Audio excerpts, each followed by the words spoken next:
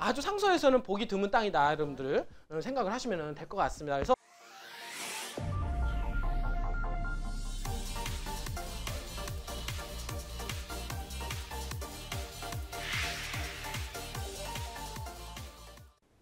자, 지금 보면은 결국에는 이 프레임이죠.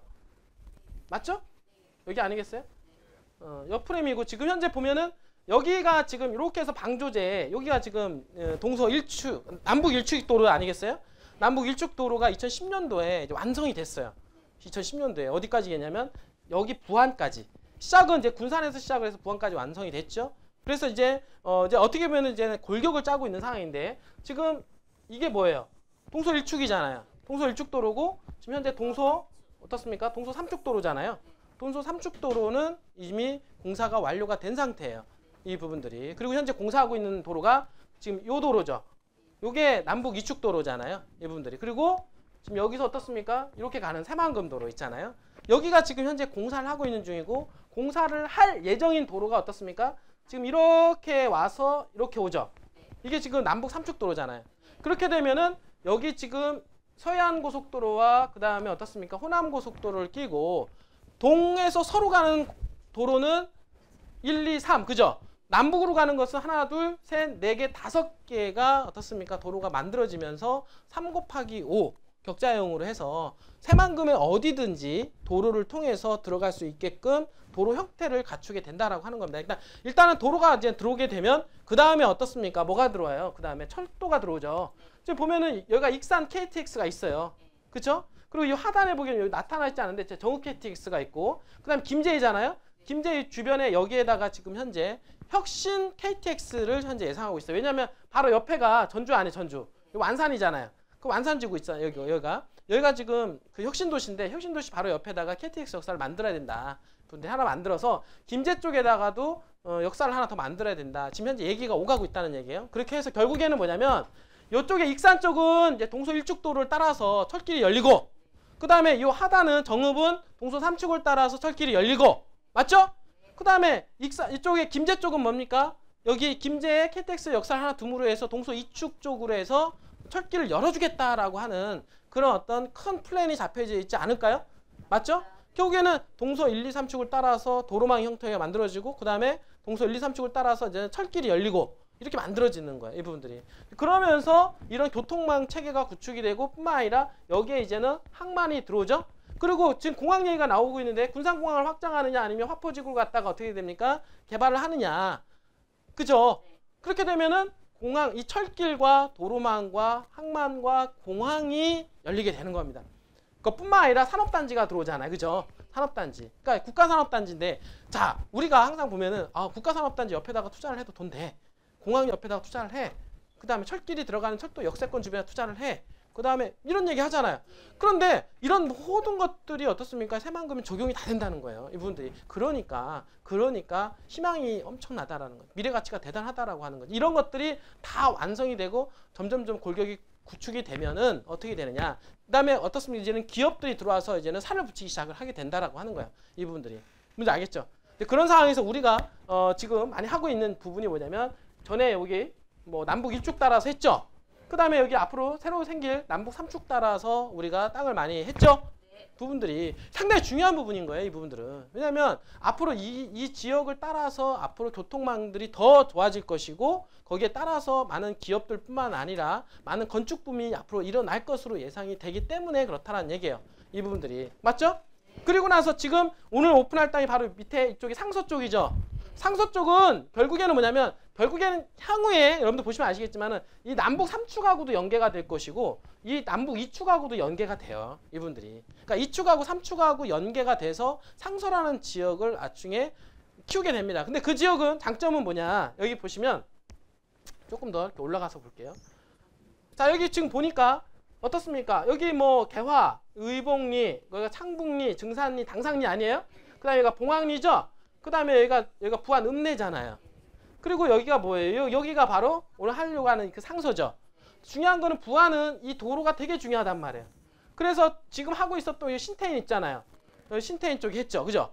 그러니까 이 도로를 따라서 어떻습니까? 주거 지역들 그리고 상업 지역들에 대한 어떤 희소성 때문에 계속 땅값들이 올라간단 말이에요. 왜냐하면 이 도로가 바로 새만금으로 진입하는 도로이기 때문에 이 도로를 따라서 많은 기업들과 경제 활동들이 앞으로 이루어질 것으로 예상이 된다라고 하는 거예요.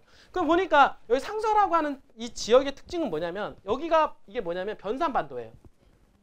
국립공원 있잖아요. 그러니까 뒤에 후면에 국립공원이라고 하는 큰 배후를 끼고 있어요. 이 부분들이. 그러니까 어떻게 보면은 이 국립공원을 활용을 해가지고 고급 명품 주거지역들이 들어갈 가능성이 상당히 높다. 이렇게 여러분 이해를 하시면 되는 거예요. 알겠어요? 그뿐만 아니라 지금 부안 읍내 있잖아요. 부안 읍내로부터 어떻습니까? 이 도로를 통해서 국도 23번 도로를 통해서 경유가 되죠. 그리고 위에 올라가는 도로를 따라서 새만금으로 진출입이 가능하단 말이에요. 실질적으로 새만금하고 진출입하는 데는 상서만큼 가까운 지역이 거의 없어요. 오히려 상서가 이쪽 창북이라든지 봉황리보다도 더 가깝습니다. 실질적으로 이분들이. 그리고 향후에는 여기 땅에 영향을 미칠 수 있는 부분들은 이 새만금 어떻습니까? 변산반도와 그리고 부안 읍내 있죠. 그래서 원래 부안 읍내를 중심으로 해서 개발 확장이 되는 요 지역과 여기 백산 있잖아요. 요 지역 두 자리를 갖다가 소도시로 개발하려고 그래요. 지금 현재 계획을 하고 있는 겁니다. 그렇지만은 여기 보면 상서 쪽은 새만금하고 더 가깝죠. 그러니까 새만금하고 더 가까운 상서 쪽으로 좀 더 집중이 될 가능성이 일단 높죠. 그러니까 실적으로 백산보다는 상서를 더 가격을 많이 쳐주는 거예요. 여러분들이. 좀 이해가 되시나요? 이 부분들이. 자, 이렇게 돼버리면은 조금 더 이렇게 확장을 해볼게요. 자, 지금 이렇게 보면은 여러분들 땅은 많아요. 땅은 많은데 자 이런 땅들 있죠. 이거는 그냥 농림지역입니다. 그러니까 여러분들 아무리 새만금이 개발된다 하더라도 마지막 끝까지 개발 안 되는 땅이라고 보시면 돼요. 아주 특별하게 국가에서 어느 지역을 지정을 해서 지구 단위로 개발하지 않는 한은 개인적으로는 개발하기가 쉽지가 않기 때문에 새만금이 개발된다 하더라도 땅값이 올라가는 데는 한계가 있다라고 하는 거예요. 알겠죠? 자, 이렇기 때문에 지금 도시지역들이 개발되는데 이런 지역들 어떻습니까? 이런 부안, 읍내 그 주변들 그죠? 그 다음에 상서 이렇게 되죠? 이런 지역 이게 도시지역이죠? 도시지역쯤에 어떻습니까? 노란색으로 찍혀져 있는 부분들, 노란색 찍혀져 있는 부분들, 노란색 찍혀져 있는 부분들, 노란색 찍혀져 있는 부분들이 주거지역이잖아요. 그러니까 주거지역에 물건에 대한 희소성이 있어요. 물건이 별로 없다는 거예요. 이 지역에는. 이해가 돼요? 물건이 없기 때문에 이런 물건들이 새만금하고 가까운 지역들, 새만금하고 가까운 지역들 주변으로 해서 주거지역 위주로 해서 땅값이 올라가는 것은 당연하다라고 하는 거예요. 왜냐하면 앞으로 여기가 새만금에 여기 어떻습니까? 관광 리조트 개발되고 뭐 카지노 뭐 이런 엄청난 것들이 들어올 텐데 여기에서 여기까지 거리상으로 차 타고 한 3분에서 5분 정도면은 갈 수가 있는 거리라고 하면 직접적인 영향권이 다 들어가는 땅들이란 말이에요. 이 부분들이. 그러니까 그렇게 없었던 지역에 이런 엄청난 것들이 들어오게 되면 당연히 거기하고 배후 지역으로 해서 링크가 돼서 도시화가 될 확률이 상당히 높다. 뿐만 아니라 여기 바로 옆이가 뭐예요? 변산. 국립공원이잖아요. 국립공원 바로 배후에 끼고 있어요. 자, 친환경적인 국립공원을 끼고 있고 그 다음에 이 오른쪽은 뭡니까? 이게 부안 읍내가 팽창하면서 당연히 그 영향이 직접적으로 상서까지 영향을 미칠 것이다 라고 생각이 되어지는 겁니다. 자, 이런 관점에서 보게 되면 앞으로 있잖아요. 도로망 같은 경우 이거는 이미 자동차 전용 도로로 해서 어떻습니까? 지금 국도 30호 자동차 전용 도로가 됐잖아요. 이 부분들이. 그러면 나머지 요것도 지금 보면은 이거 뭐예요? 국도예요. 그러니까 대한민국은 뭐예요? 국도 2차선 도로를 갖다가 뭐래 이제는 앞으로? 다 4차선으로 확장을 할 예정입니다. 이 부분들이. 4차선으로 이제 점점점 확장할 것으로 예상이 돼요. 여러분들이. 그렇게 생각을 하시면 돼요. 여러분들이. 근데 알겠죠? 앞으로 2차선 길은 이제 없어지고 왜냐하면 생각을 해보세요. 이쪽 길 새만금이 개발되면 여기도 인구가 많아질 거고 그 다음에 여기도 인구가 많아질 거고 그 다음에 여기도 인구가 많아질 건데 통행량이 많아지죠. 당연히 도로는 확장을 해야 될까 말아야 될까요? 점점점 확장하는 쪽으로 방향성을 틀겠죠. 이 부분들이. 근데 현재는 2차선 도로지만은 앞으로 4차선까지 염두를 하고 우리는 땅을 투자를 해야 된다라고 여러분들 생각을 하시면 됩니다. 여러분들이. 자, 알겠죠? 조금 더 확장을 해보면 바로 이 도로가 부안 읍내로 관통하는 도로예요. 그 다음에 이 도로가 새만금으로 들어가는 도로죠. 근데 이 도로가 현재 2차선 도로인데 나중에 어떻습니까? 4차선으로 될 확률이 있을까 없을까요? 상당히 있겠죠? 그리고 이쪽이 부안 읍내고 부안 읍내하고 가장 가까운 이 상서면 고잔리 일대가 이 부안 읍내의 개발에 따라서 직접적인 영향권에 들어간다라고 여러분들 이해를 하시면 됩니다. 이 부분들이. 그래서 조금 더 확장을 한번 해보면 자, 자, 주거지역이 있어요, 여러분들. 자, 주거지역이 있는데, 자, 지금 현재 이 도로가 지금 현재 들어오고 있습니다. 그죠? 들어오고 있는데, 우리 땅이 어떤 땅이냐면, 이 땅하고 붙어 있는 땅입니다. 이렇게. 요 주변에는 이제 하천 있죠? 하천을 끼고 있는 현재 주거지역. 답이에요. 지금 부분들이. 그래서 조금 더 확장을 한번 해봅시다. 어떻게 되냐면, 이번엔 이제 지적 편집도를 보자고요. 지금 이거 좀 더 확장을 해서. 자, 지금 이렇게 볼게요. 조금 더. 자, 확장을 해서 보니까 이 도로죠? 그쵸? 이 도로인데 지금 보니까 어떻게 돼요? 이만큼 도로가 이만큼 대표했어요. 이렇게. 그쵸? 그 다음에 이렇게 또 잘려져 있죠? 이 부분들이. 자, 이 얘기는 뭐냐면 앞으로 이게 2차선에서 만약에 4차선으로 확장할 것을 염두해 놓고 옆에까지 이미 도로가 확보가 된 상태예요. 그러니까 한마디로 말해서 이 도로는 현황도로지만 요 앞에 사이에 있는 도로 있잖아요. 요거는 현재 지적도로로 되어 있고 지적도로 현재 땅인데 이미 이 땅은 국토해양부, 국토교통부 땅이 됩니다. 그러니까 나중에 2차선, 4차선이 된다 하더라도 어떻습니까? 분명 이렇게 하고 이렇게 확장이 되겠죠. 2차선으로 4차선 확장이 되죠. 그러면 이 땅 같은 경우는 어떻습니까? 2차선 도로에서 언제는 4차선 도로에 붙어버리는 땅이 되겠죠. 가치가 있어지겠죠. 이 부분들이. 그리고 만약에 이게 좀 늦어진다 하더라도 새만금 개발에 따라서 부안 읍내가 개발이 확장이 됨에 따라서 시간이 걸릴 수도 있죠. 그러면 이 도로를 따라서 있는 땅들 같은 경우 있다라고 하면은 땅을 예비비로 많이 쓸 수가 있겠죠. 활용성이 있단 말이에요. 그 쓰고 있다가 도로가 확장이 되면 어떻습니까? 4차선을 쓰면 되는 거예요. 4차선 도로가로 쓰면 되죠. 어차피 내 땅도 아닌데. 그리고 이게 도로가 언제 확장이 된다라는 얘기도 아직은 없으니까 이 부분들이. 이해가 되십니까? 이 부분들이. 그렇게 해서 지금 이제 올라가게 되면 이렇게 확장을 해서 보니까 좀 우리 땅을 좀 더 근접해서 가니까 어떻게 되냐면 이렇게 되는 거예요. 이렇게. 알겠어요? 근데 보니까 여기가 또 이렇게 또 잘려놨네. 이렇게. 그쵸? 이거 왜 잘려놨냐? 이것도 또 국토부 땅이 된 거예요. 왜냐하면 앞으로 이 도로가 개설될지도 모르니까 미리 예비비로 땅을 갖다 확보를 해놓은 것 같아요. 예, 부분들이. 그리고 향후에는 이쪽 도로 있잖아요. 현재 이 도로가 현재 이 제방길로 쓰고 있는데 제방길 또한 마찬가지로 도로로 확장할 수 있는 가능성을 두고 염두를 하고 이렇게 해놓지 않았느냐. 저는 개인적으로 이렇게 생각을 합니다. 여러분들. 문제 알겠죠? 자, 이런 부분들을 가지고 제가 땅에 대한 위치라든지 이런 거 여러분들이 보셔서 아실 거예요. 그래서 이제 브리핑 자료를 통해서 좀 더 말씀을 좀 드리도록 할게요. 자, 보시면 자, 일찍이 지금 말씀을 드렸던 대로 도시지역 땅은 대한민국의 16.6% 정도밖에 되지는 않습니다. 그러니까 한마디로 말해서 면적 분토보다 작다는 얘기예요. 그 중에서 여러분들이 보시면 자, 보니까 주거지역이 몇 프로예요? 2.5%밖에 없어요. 그러니까 물건이 희소하다는 거예요. 그러니까 물건이 희소하니까 개발 압력이 들어가면 어떻습니까? 땅값이 폭등을 하는 거예요. 지금 보니까 다른 지역에 보니까 관리지역 25.6%고 농림지역이 46.5%죠. 그러니까 이런 지역에 아무리 개발 압력이 들어간다 하더라도 땅이 워낙 많잖아요.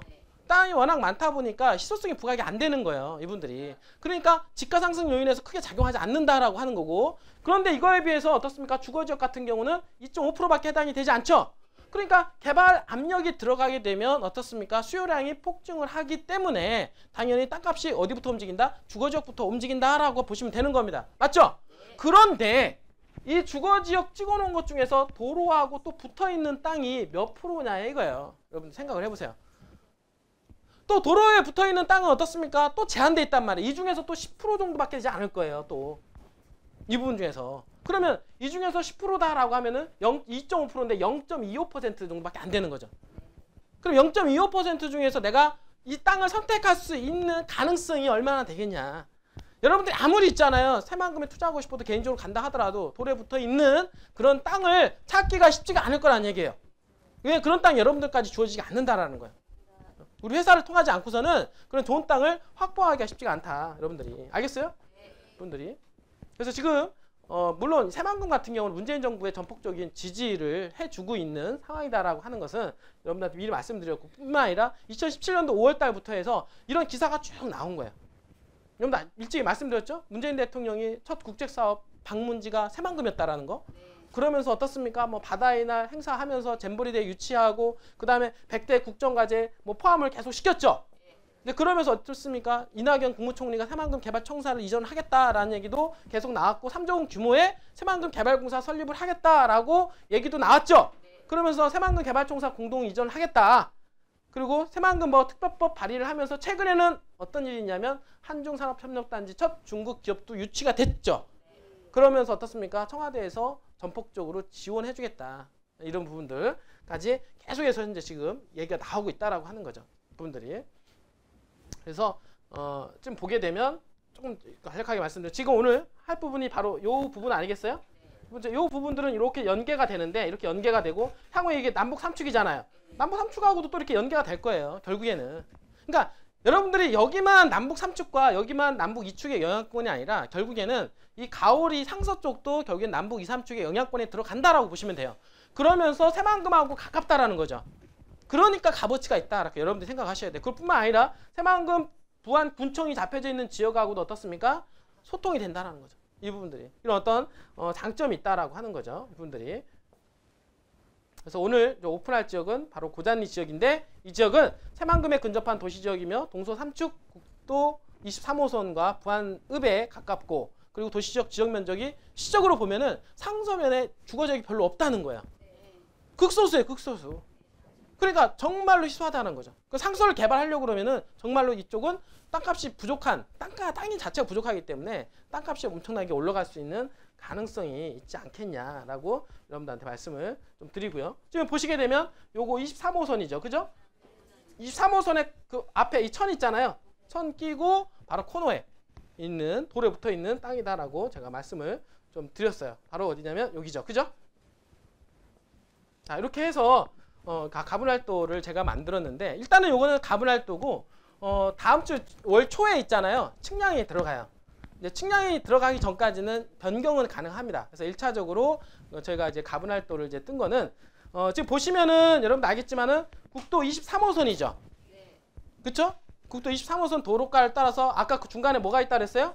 국토교통부 땅인 지목이 도로인 땅이 있다라고 그랬죠. 근데 시적으로 여기보다 훨씬 더 넓어요. 여기 좀 작게 표현이 되는데 아까 그 지적상을 보게 되면 이거보다 훨씬 넓죠. 이 부분들이. 그리고 지금 여기 삼각형 땅 있잖아요. 요것도 마찬가지로 요건 뭐예요? 요거는 어떻습니까? 전라북도 땅이고 여기 삼각형 땅은 뭐예요? 국토교통부 땅이죠. 이 부분들이 교통부 땅이고 그 다음에 여기는 나무갯길이라고 그래가지고 요거는 이렇게 도로가 있는데 요거는 마을로 들어가는 진입도로입니다. 알겠죠? 그러니까 어떻게 보면 3면이 다 도로로 다 물려져 있는 아주 상서에서는 보기 드문 땅이다. 여러분들 생각을 하시면 될 것 같습니다. 그래서 필지를 이렇게 분할을 했는데 분할을 한 거는 지금 보게 되면 자 2번, 3번, 4번, 5번, 6번, 7번, 8번 도로 이거는 어디에 도로 붙게 돼요? 전문 이 국도변에 붙게 되죠? 현재는 2차선 도로지만 향후에 4차선이 된다 하더라도 여러분들이 땅을 뺏길 염려가 없어요. 제가 일찍이 말씀을 드렸잖아요. 왜냐하면 그 사이의 폭이 국토부 땅이 많이 차지하고 있기 때문에 그쪽으로 해서 도로 포장이 이루어질 가능성이 높죠. 그러면 2차선 도로에서 4차선으로 들어간다 하더라도 전혀 문제가 없고 그리고 그 전에 들어가기 전이라도 이 앞에 있는 땅이 넉넉하기 때문에 제가 보기에는 3분의 1 정도는 더 늘어나지 않을까 생각을 해요. 땅 여러분들 쓰는 게. 그래서 그 정도의 땅을 확보할 수가 있다라고 하는 거 여러분들 염두해 보시고 그 다음에 이쪽으로는 이제 마을로 진입하는 이런 도로인데 도로를 따라서 9번, 10번, 이렇게 1번 이렇게 도로가 있죠? 여러분들이